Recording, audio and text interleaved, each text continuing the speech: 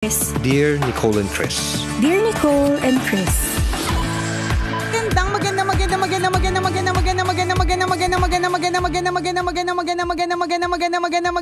Magandang morning, Luzon, Visayas at Mindanao Metro and Mega Manila.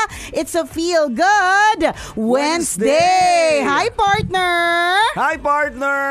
Akala ko may magbibigay ng pera. Gumanon ako kanina. Hindi, nagpapabless siya, pari yan. Ano ba yan? Akala ko pa naman may biyayan Oo nga. dadating. Sabi ko, grabe naman kung kailan naman ang holiday, ang iksi ng palda ko sa kami dadalaw na pare. Good morning po, Father JJ Bautista. Oy, si Father JJ Bautista. Magandang umaga, Father. Parish priest namin yan sa San Isidro Labrador Parish in Pasay Taft. Ayan. Nako, magbe-bless na po kami. Akala ko kasi kanina mag-aabot ng pera. Gumanon ako. Naramdaman ko nga kanina kaya pinaupo ka na si Father. Naku, manghihingi agad. Ayan, si Father JJ. Kasama niya si Jonathan and si Matthew. Hi, Yan. Jonathan and Matthew. Welcome to Love Radio. Correct. Kanina, balak nila, partner, makinig lang ng tambalan sa labas ng station natin, di ba? Sayang naman, pag kaya doon. nga alam mo na, tinawagan ng mga dapat tawagan, yan, para makapasok sila, ganyan. Sabi ko, wala silang dalang box card, pero alagad sila ng Diyos. Nakakaya naman papasukin. Yun ang linya ko. Ayun, pinapasok. Sabi ko ganito, gusto nyo ba bawas ligtas points sa langit? Yun lang naman ang question ko for today. Ayun, partner, pinapasok na lang. Kasi may there's always an exemption to the rule. Oo. Well, welcome to the Philippines. Uy, bago na yung slogan ng DOT. Ano na ngayon? Ay, dapat alam mo kasi nangangarap tayong maging endorser ng DOT, di ba? Di dapat kung tayo ng endorser, di lalo nating ipapalaganap. Correct. Diba? At parang bagay na bagay sa atin bilang tayo ay from Love Radio, di ba? Love the Philippines. Yan. Ang ganda, no? Yan ang bagong slogan natin. Perfect talaga for tambalan. Perfect na perfect, di ba? Love the Philippines. Kahit na there's an exception to the rule. Hindi, there's so much to love about the Philippines. Sa totoo lang din. Oo naman, diba? Ilang araw natin pinag-uusapan ng tungkol sa, di ba, binibida ng Pilipinas. Tama. Yung mga magagandang lugar sa Pilipinas, di ba, yung mga meron tayo dito na wala sa ibang bansa. Saka alam mo, ewan ko, pansinin mo, partner, kapag ka merong mga pageant, ang daming gagandang Pilipina. Totoo. Bakit ang daming gaganda? Ano ito? Grabe talaga. Kaliwat kanan, no? Kaliwat kanan. Kung gusto mo nga, yung sabi niya, si Ellen DeGeneres ba yung nagsabi nun? Na kung gusto mo nga, si Aling Tacy. si Aling Tacy ng tahanan pala. Sorry, kala ko foreign, di ba? Di ba si Ellen DeGeneres yun, di ba? Yung nagsabi na kung gusto mong mag-fish ng mga magagaling na singers, pumunta ka sa Pilipinas. Kasi kahit saan, yung mga lasing na nagbi-videoke, di ba? Yung walang ang daming recently meron ako nakita na nagte-trend na video, yung meron siyang kapansanan partner tapos nagbabusk siya, kumakanta siya sa labas ng mall, tapos napakagaling talaga. Talagang dito sa Pilipinas napakaraming magagaling na singer. Totoo, ang gaganda yun. ng mga babae, 'di ba? Ang daming mga lalaki naging magandang babae din nung naging babae, naging maganda din sila. Ang ganda, kaya naman love the Philippines. Mababango ang Pinoy. Ay, oo din, mabango ang mga Pilipino.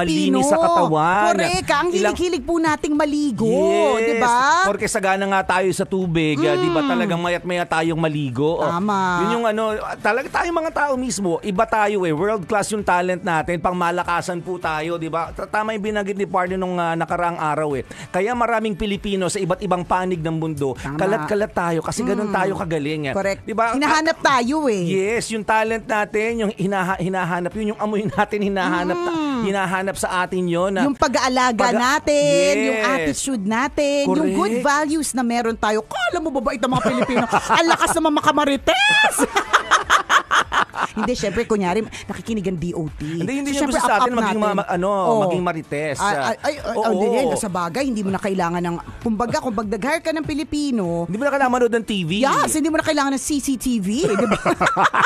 Si Aling Marites sa kanya na mula ang mga bali-balita. Hindi, pero napakaganda po ng Pilipinas. There's so much to love about the Philippines. Totoo ka dyan. Di ba binibida nga natin na napakaraming dito dahil tropical country tayo, partner. Di ba? Ang daming mga halaman sa atin na dito lang tumutubo. Tama. At wala sa ibang bansa. Pero dito sa atin, binabaliwala lang natin. Halimbawa, yung mga herbal plants natin. Tama. Yung mga tawa-tawa, tinatapakan lang natin yan. Pero wag, di ba, ang dami nagpatunay niyan na talaga nakakatulong yan sa di ba, sa dengue. Sa true. Di ba? Yung mga oregano, di ba, tinatapak-tapakan lang Wala natin. ba yan sa ibang bansa?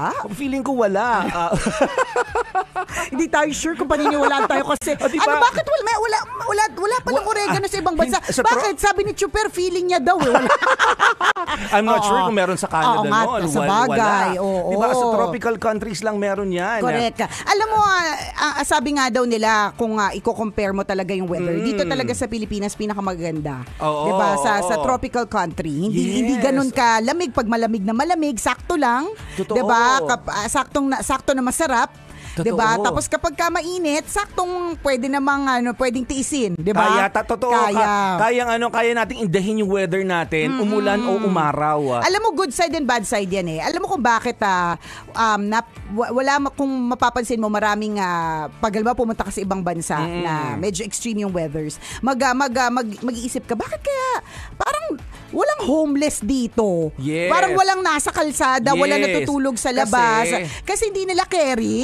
Lamig-lamig, winter, di ba? Maglagay ka ng bahay-bahayan sa gilid ng kalye. Correct. Hindi nila kaya yung weather eh. Dito sa Pilipinas, kaya maraming homeless. Wala lang, come to think of it, kaya maraming homeless kasi ang ganda ng klima. Kayang tiisin yung weather. Kahit saan ka maglagay ng may bubong, pwede mong gawing bahay. So, bawat naman talagang lugar may good side and bad side. Ang importante lang naman talaga is you find where your home is, where your heart is, di ba? Totoo yun. Kung saan ka talaga truly masaya. Napanood ko nga kahapon, nakalimutan ko lang yung title ng pelikula, pero yung video niya, ang setting niya, yung pelikula, ang setting niya ay sa snow. Doon umikot. Ang nai-imagine ko habang pinapanood ko yun, ang ganda sa picture, ang ganda sa video, ang ganda sa mata. Yeah. Pero ang laki ng problema nila. Oo. Kanyari nagkaroon ng problema, natrap yung kasama mo, hindi nila alam kung saan kukunin. Kasi lahat all white eh. Naka-cover. Oo. Tapos naghahanap na sila, hindi pa sila makatagal. May oras lang yung paghahanap nila sa labas kasi hindi kaya ng katawan nila na magstay outside. Totoo yan, partner. Yung sobrang lamig, hindi ko alam. Of course, yung mga iba, nasanay na sila. Kumbaga, nakapag-adjust na yung katawan nila. Kasi natandaan ko dati nung pumunta kami sa Japan. Japan lang yun ha. Doon sa isang ski resort. Ang temperature is -3 degrees. Hindi ko talaga makakalimutan, partner. After a while, nung unang saya. Ang grabe snow. Ano tayo dito? Picture, madami. Ganyan, diba? nag-ano pa ako. Formado ka eh. Correct, nakaporma mga boots, ganyan. Yes. Tapos ano pa ako, magandang araw. Nandito po ako sa Mount Fuji, Kinemelatik. Tapos after siguro mga 45 minutes, partner, sabi ko sa'yo, yung hawak ko, nabitawan ko. Tapos parang nawala ako sa ulirat ko. Parang nakalimutan ko lahat ng utang ko. Ganun. Ay, maganda pala ang dulot. Oo, sabi ko, ay maganda dito. Kung gusto mo kalimot ng utang, punta ka doon. Hindi, pero literal, partner, talagang naramdaman ko na yung nag-float talaga ako, promise. Yung parang kinukuha ko ni Lord pero parang nagpipigil si Lord. Hindi, parang gano'n. Mas manda mo yan. Hayaan natin magbagong buhay muna. Magbagong buhay muna yan. Ibalik, gano'n. Pero may feeling talaga ako, partner, na nakalutang ako. Yung parang nawala yun. Hindi ko alam kung anong condition ang tawag doon bukod sa hypothermia. Pero yung brain ko, literal, dati na siyang umalog siya lalo. Parang wala talagang siyang laman, diba? Parang parang na-lost talaga ako. Ganon. Correct. Tapos yung anak ko, si Princess, that time was 3 or 4 years old. Tapos bigla na lang parang hindi na rin siya masaya. After mga 45 minutes, tapos sabi niya sa akin, Mommy, I want to go back to Laguna where there's plenty of sun. Ganon. Tapos niyakap ko talaga siya, partes, nanginginig talaga ako, naghanap talaga kami ng heater. Tapos doon ko talaga na-realize, mamamatay talaga ako sa malalamig na mga lugar. Ano ngayon ko sa malalamig na lugar, nakasara yung mga butas ko sa mukha. Kung lutang naman ako lagi dahil di ko kaya yung lamig, di ba? Hindi lahat ng tao kayang tiisin ang sobrang lamig. Kaya mas meron tayo dito sa tropical country, di ba? Kaya nating tiisin ang init, kaya nating tiisin ang tag-ulan, panahon ng taglamig. Tama. Diba? At kaya rin natin tiisin ang taghirap tsaka tagyawat, di ba? Kaya Kaya natin. Ganyan tayo kaya naman. Department of Tourism, baka naman dyan. Love the Philippines. Kita mo na, hindi pa nga, wala pang ang pirmahan ng kontrata. Ang dami na nating nasabi. Wala pang script na pinoprovide yan. Itong malupit yan, hindi pa dumaan sa mga account executives namin. Rekta na, direct client, gano'n. Gumagawa ng deal agad. Hindi. Pasample pa nga lang to eh. Di ba to sa mga naghahanap ng mga endorser, kita mo na to, wala pong script yung mga ginagawa namin. Walang spiel. Anong pag-uusapan nila tungkol sa Pilipinas? Correct. O sa amin may kasamang paninira na ibang bansa. Saan ka nakakita ng endorser na gano'n? Ay, wala. Inap mo yung Philippines pero sinira mo ibang bansa. Tambalan lang yan. Kita mo na. DOT, baka naman dyan. Charot. Uy, hindi, pero alam mo kung ikaw ay isang masugid at tunay na tambalanista, alam mo talaga na ang tambalan matagal na pong pangarap yan na maging endorser ng Department of Tourism. Although dati nagkaroon tayo ng endorsement niyan, pero short time lang, short period lang yung nangyari. Ay, bakit? Wala bang bayad? Hindi ko alam, parang mga 2 buwan lang, 3 buwan. Dapat po yearly ang contract para parang mas feel, gano'n. Para mas may impact. Oo, ganyan. Diba ganun naman yun? Hindi, tsaka dapat may kasamang tours. Oo. Kasi kumbaga, halimbawa, ano yung sinasabi mo, yung Tubataha Reef, di ba partner? Kwento lang ang lahat, hindi naman nakita talaga in person. Paano ikikwento ng maganda kung hindi naman naranasan? Tapos ulit-ulit lang kami sa mga napuntahan namin, Bohol, Cebu, kawawa naman yung mga ibang lugar. Intramuros, Rizal Park, yan lang. diba? CCP diba? Complex. Ayan, kaya hindi tayo kukunin, partner. Ang dami na nating demands ngayon pa lang. Pero bottom line, nabasa ko lang kasi kahapon, di ba? Love the Philippines.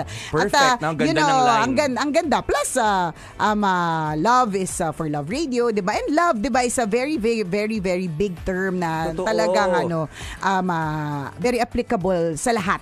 Totoo. Loving your own, napaka-importante nun. Doon naman kasi magsisimula di ba? Paano ka magmamahal ng iba kung ang sarili mo hindi mo mahal? Sabi nga, you cannot give what you don't have. Ganun diba? yun. Perfect ng liner. Lagi nating sinasabi yon. You cannot drink from an empty cup. You cannot give what you don't have. Diba?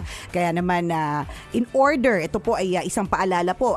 Magja-jump lang ako ng kaunti, babalikan ko to. In order para po yung isang household ay maging maayos, maging masaya yung mga anak, mga magagalang, it's important that the wife is happy. Connect na connect Oo, i-connect ko talaga. Kasi ganda, kasi nga, you cannot give what you don't have. Kapag ang misis ay hindi masaya, paano siya makakapagbigay ng pagmamahal sa kanyang asawa at anak? Kaya misis, malapit na ang araw ng sweldo, add to cart na. Charot. Hindi, pero ang ganda talaga ng loving your own. Yung sinasabi mo, loving your own, loving yourself, 'di ba? Sabi nga sa kanta, luman-luma na. Hindi namin alam kung naabutan ninyo, but loving yourself is the greatest love of all, sabi daw. Pero syempre, dahil may pari dito, God's love is the greatest love of all. Okay. Parang nararamdaman ko sa aking bombastic side eye na gumalaw ng konti si Father. Self-love versus umaalma self-love versus God's love. Syempre God's love tayo, Father. Sorry, Father. Minsan sa sobrang kakausap ko dito kay Chuper, ang mga tao nakakausap ko, partner, o kaya ganun, kabisyo. Si Ren, yung asawa ko, partner, lang nasasabi ko sa kanya, uy, kabisyo. Pakikuha naman ng sandok, diba? Sasandok ako ng sinigang. Ultimo kasal ko, nagbibigay ko ng message, sabi ko sa asawa ko, partner. Sa true. Nakalimutan ko, asawa ko pala katabi ko, hindi si Nicole. Nung kasal ni Chuper, di syempre, di ba, meron pong mga video doon. Mas marami pa po kaming picture, dalawa. Kaming dalawa together.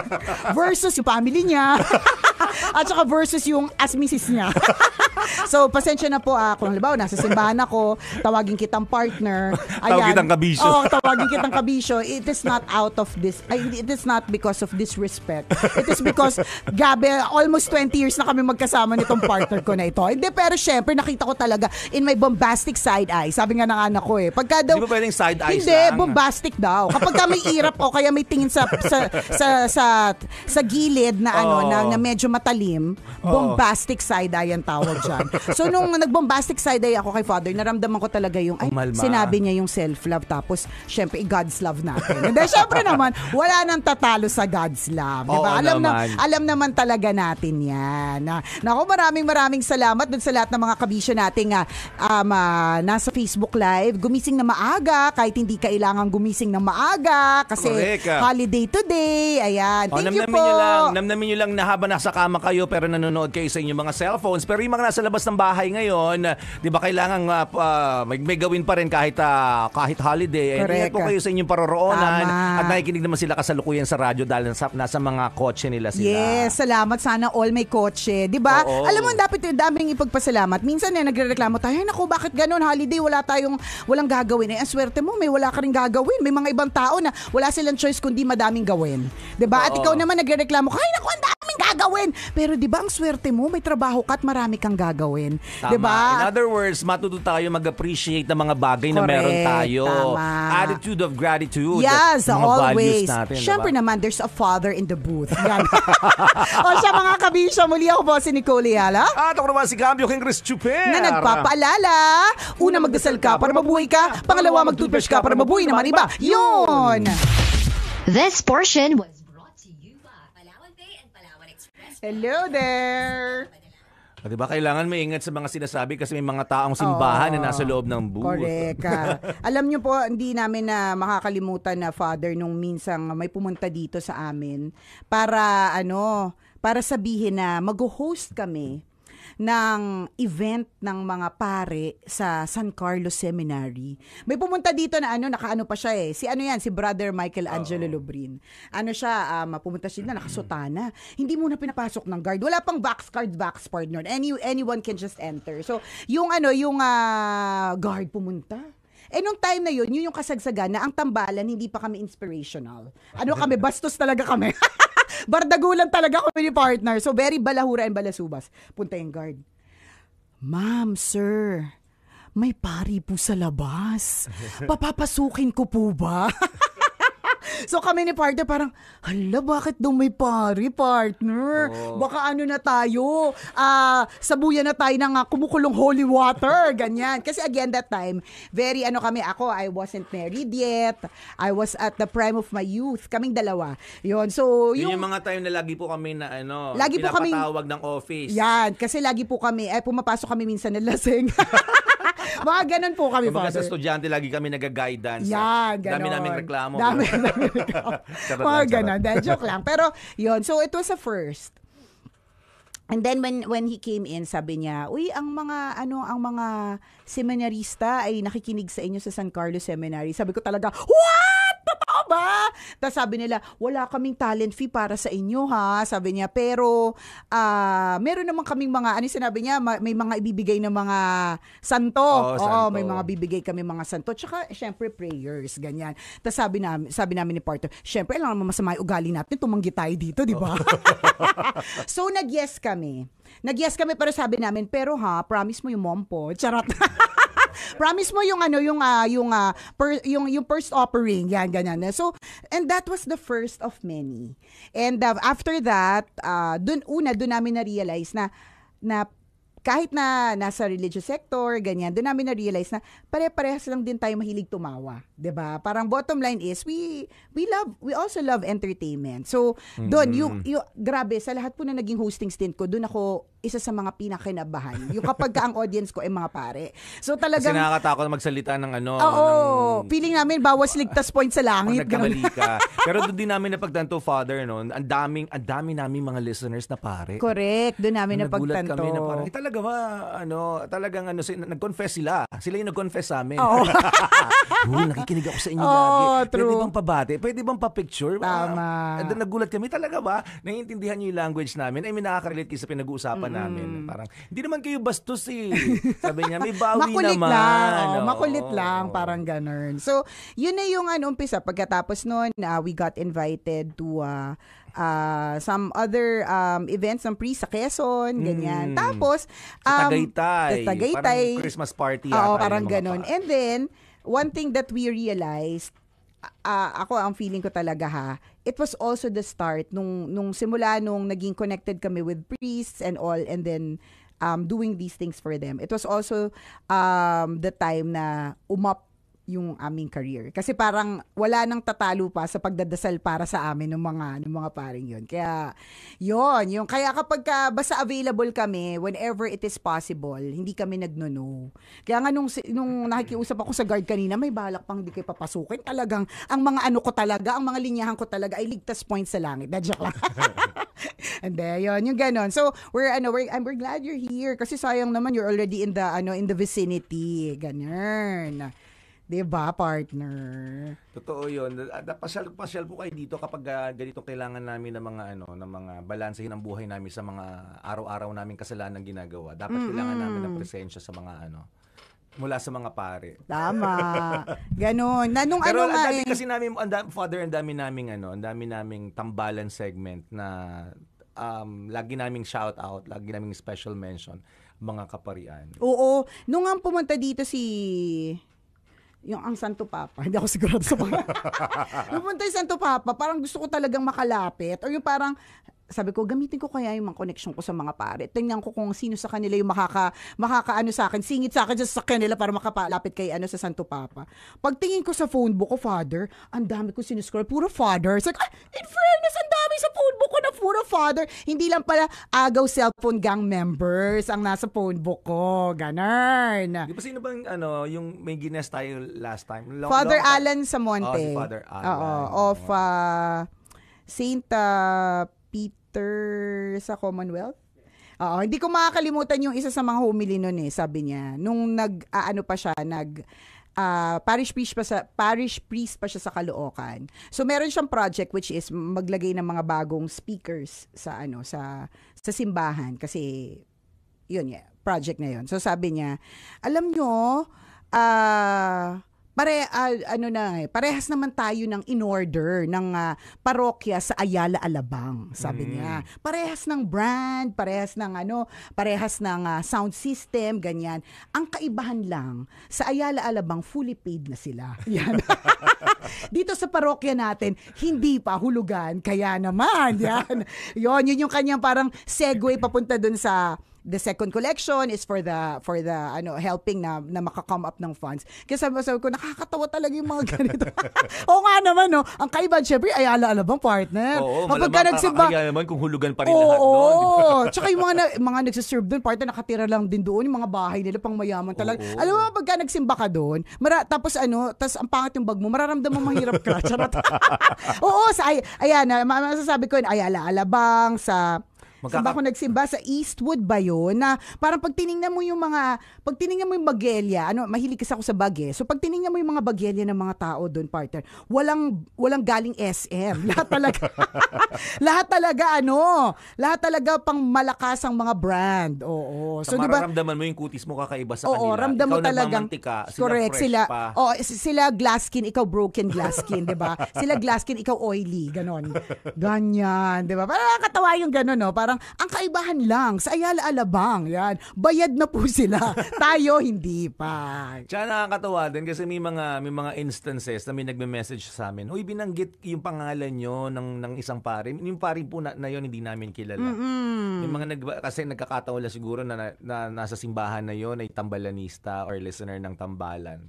Nire-report sa amin, kayo sinoutout kayo ni Father kasama kayo sa homily. Nakakatuwa naman. Meron akong pinost nun sa TikTok Sabi niya, sabi sa isang, ano ba yun?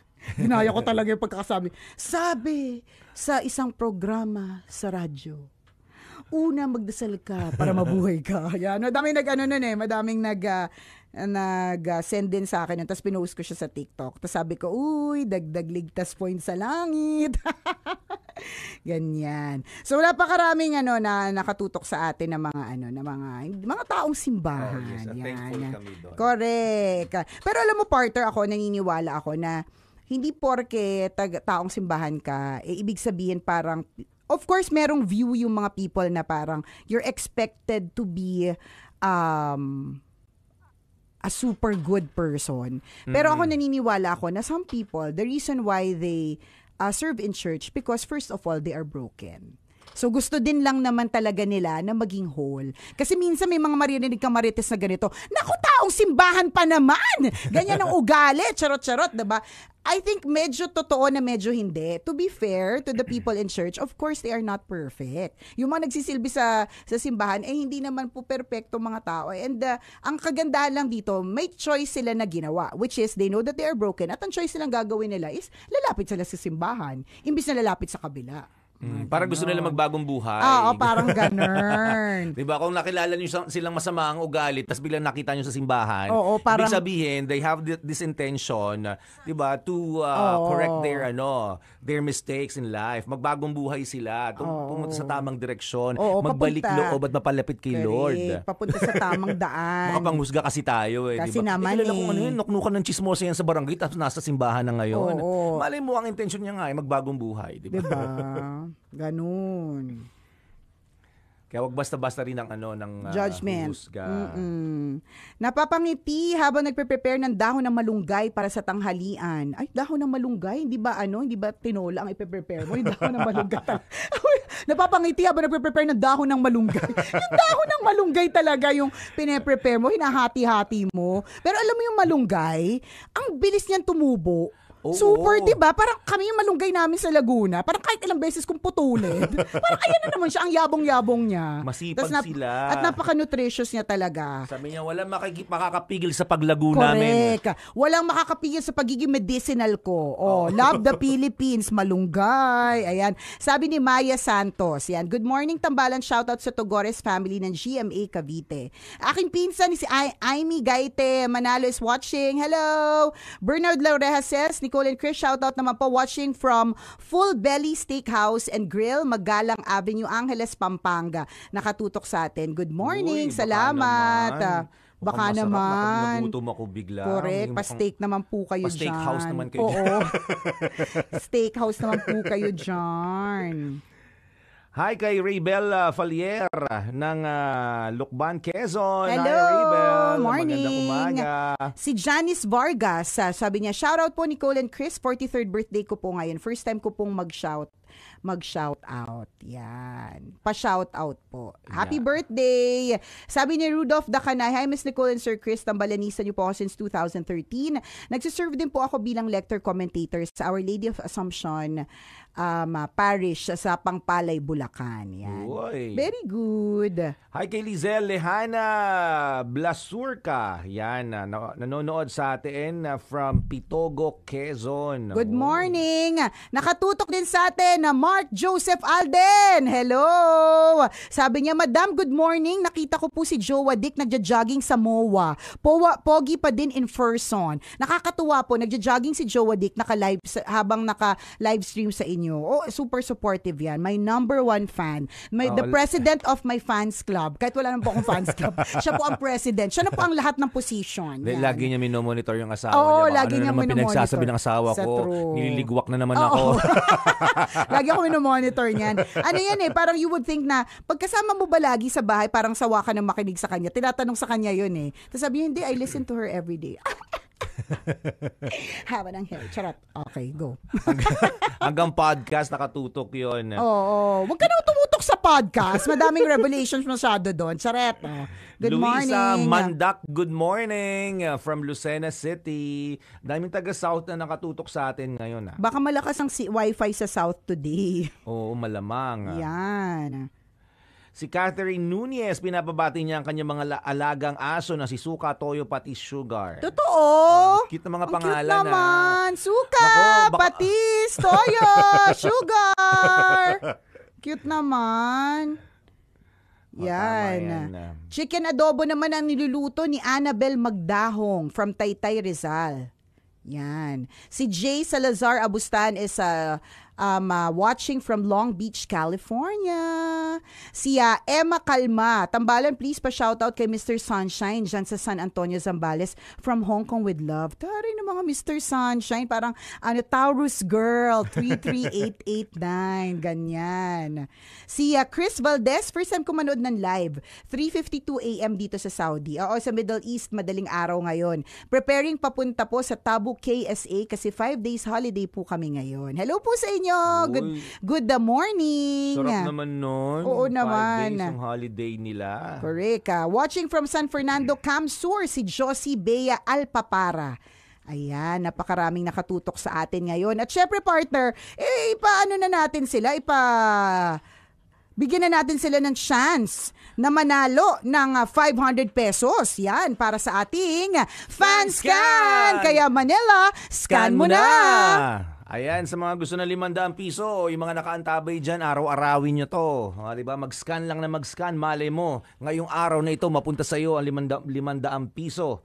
Ayan, nakita nyo yung QR code, yung orange na yan mga kabisyo. Itapat lang ang camera ng inyong cellphone. Pag tinapat nyo yung camera, may lalabas na link. Yan. Pag lumabas yung link, pindutin nyo lang. Click! Yan. May effect. May effect na naman. Grabe talaga tayo, partner. May Sobrang effects. sobrang hindi naman natin pinapractice pero Kusa lumalabas. Kaya nung kasal mo, mas madami tayong picture dalawa. Tawang-tawa talaga ako dun, partner. Wala akong makuhang picture, sabi niya, yung picture mo ng Nung bata ka pa, di ba, mga throwback. Sabi ko, puro ako to. Napapansin nga din ng mga tao. Diba?